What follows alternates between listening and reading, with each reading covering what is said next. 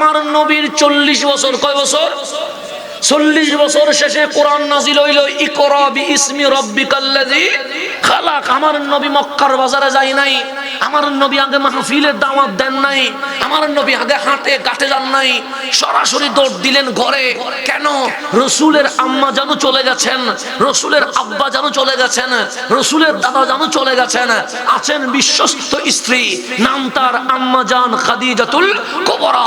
ঘরে ঢুকে বললেন, ইয়া খাদিজা জাম্মিলুনি জাম্মিলুনি।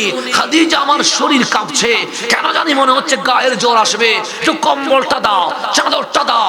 আম্মা জান খাদিজা তাড়াতাড়ি কম্বল এনে নবীর শরীর মোবারকে দিয়ে দিলেন। আমার রসুল কাঁপছে।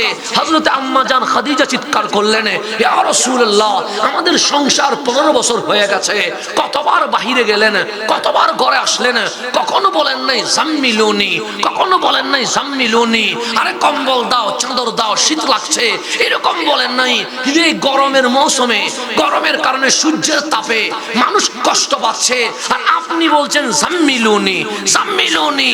খাদিজা, আমাকে চাদর দিয়ে আবৃত করো। এমন কি হয়ে গেছে আপনার গায়ে জ্বর উঠে গেছে? আমার নবী ডাক দিলেন, খাদিজা, যেই কোরআন কেউ নিতে পারে নাই, ওই লৌহে মাহফুজের কোরআন আমি নবীর বক্ষ মোবারকে নাযিল হয়ে গেছে।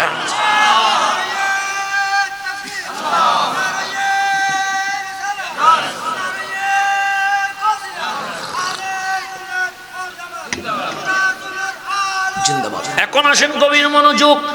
আমার রাসূল বললেন, খাদিজা, যে কোরআন কেউ নিতে পারে নাই, সেই কোরআন আমার বক্ষ মোবারকে কি হয়েছে?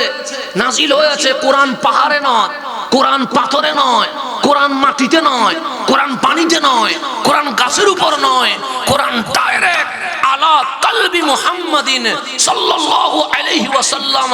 কোরআন নূর, নবীও নূর, লৌহে মাহফুজও নূর।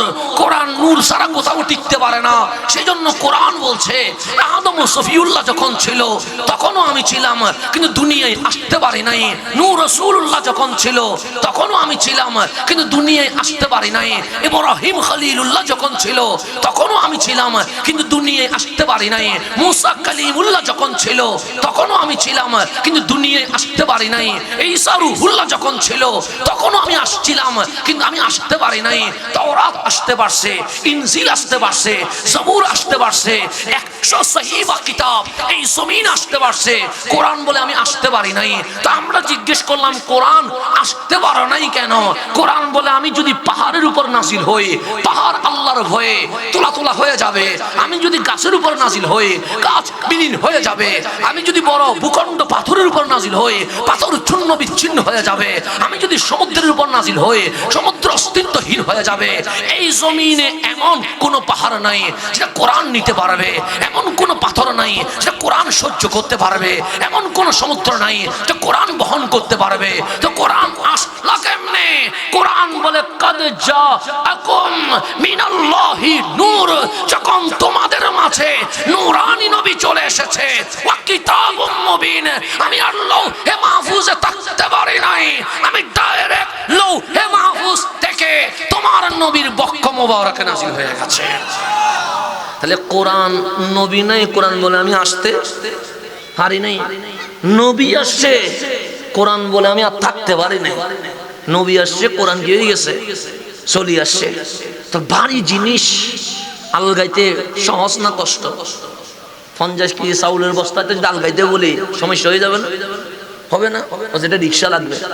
যদি দোকান থেকে একটা বস্তা নিয়ে আসেন, এখানে কেউ যাবেন না, বলবেন যে দরকার নেই, বাজি 50 কেজি বস্তা আলগানো হতো নেই, তো 50 কেজি বস্তা আলগানো হইতে লাগবে। যে কোরআন পাহাড় আলগাইতে পারতেছে না, যে কোরআন বিশাল সমুদ্র সহ্য করতে পারতেছে না, যে কোরআন পৃথিবীর বড় বড় পাথর আল্লাহর দরবারে সারেন্ডার করছে, মালিক আমার উপর নাজিল করিও না, আমি নিতে পারবো না, সেই কোরআন যিনি হজম করেছেন উনি রহমতুল লিল আলামিন, যার উপরে পুরোটা নাজিল হয়ে গেছে। আম্মা জান খাদিজা বলছেন, কি হয়েছে? আমার নবী বলে, লৌহে মাহফুজের কোরআন আমি নবীর বক্ষ মোবারকে কি হয়ে গেছে? নাজিল হয়ে গেছে। তো পাঠাইছে কে?